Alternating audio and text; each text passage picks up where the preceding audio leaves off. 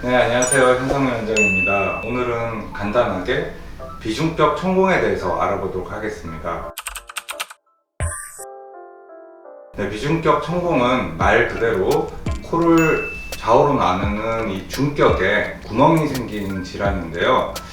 비중격 천공의 원인은 주로 외상에 의한 것이 많습니다. 어릴 때는 수은전지 같은 걸 코에 넣어서 이제 연골이 높고 구멍이 생기는 경우도 있고, 또 외계너 같은 류마티스 질환 때문에 연골이 녹으면서 천공이 생기는 경우도 있습니다. 하지만 대부분은 코피가 나서 이제 병원에서 소작술을 해서 그 열 때문에 연골이 녹으면서 천공이 생기는 경우가 많고, 또 비중격 수술이나 코성령 같은 외상 때문에 비중격 천공이 발생하는 경우가 많습니다.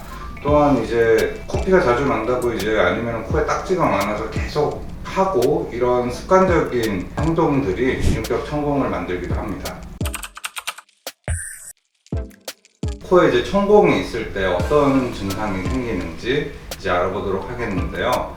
비중격 천공이 있으면 코에 이제 바람이 들어가는 게 부딪히면서 코가 막힐 수가 있고, 또 코에서 바람 새는 소리가 난다는 환자분들도 계시고, 또 천공 주변에 딱지가 자주 생기고, 또 그 딱지가 떨어지면서 반복적으로 코피가 나는 증상들이 생길 수 있습니다. 증상이 없다면 천공을 꼭 복원해야 되는 것은 아닌데, 코성령을 할 때 특히 코의 앞부분 같은 곳에 천공이 있을 때는 그 부분에 프레임을 세워두기 위해서 연골 같은 것을 대야 되는데, 그 부분에 천공이 있으면 연골이 수술 후에 노출되고 염증 같은 것들이 생길 수 있기 때문에 앞쪽에 있는 경우 코 수술을 해야 된다면 꼭 복원을 해주고 수술을 하는 것이 맞습니다.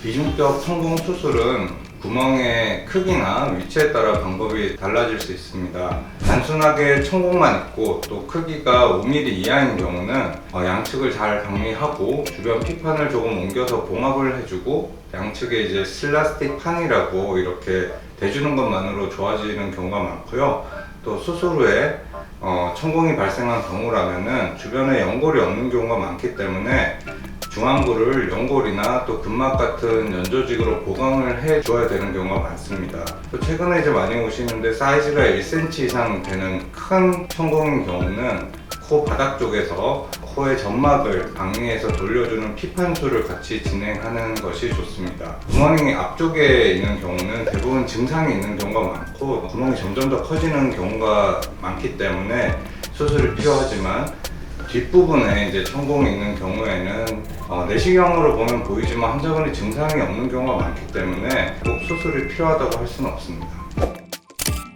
네, 간단한 사례를 몇 개 보겠습니다. 이 환자분 같은 경우는 앞쪽에 한 5mm 정도 되는 사이즈가 천공이 있었는데, 주로 증상은 휘파람 소리, 그리고 반복적으로 딱지가 생기면서 코피가 났던 환자분이시고요. 사이즈가 크지 않기 때문에 방리를 잘 해주고, 또 연골막을 대줘서 단순 봉합을 해서 복원을 해줬던 케이스고, 두 번째 환자분은 구축이 왔고 또 코가 주저앉았는데, 앞쪽에 1.2, 3cm 정도의 구멍이 있고 딱지가 계속 생기고 코피가 반복적으로 나고 코가 막혔던 환자분입니다.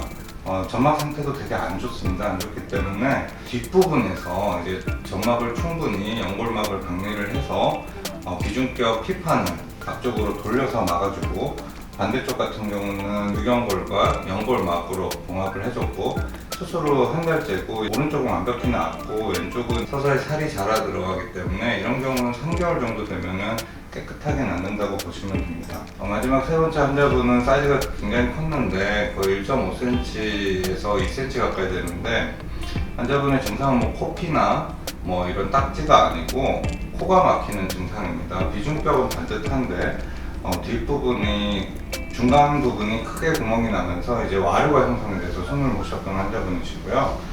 바로 막기가 힘들어서 코 바닥 쪽에 있는 점막을 정리를 해가지고 당겨서 돌려서 막아주게 됐고, 이게 수술 후 일주일째 피판 실라스틱 시트를 대주고 있었던 사진이고, 이제 실라스틱 시트를 뗐을 때 양쪽이 깨끗하게 나온 모습을 볼 수 있고, 이 환자분 같은 경우는 코 막힘 증상이 호전됐던 환자분입니다.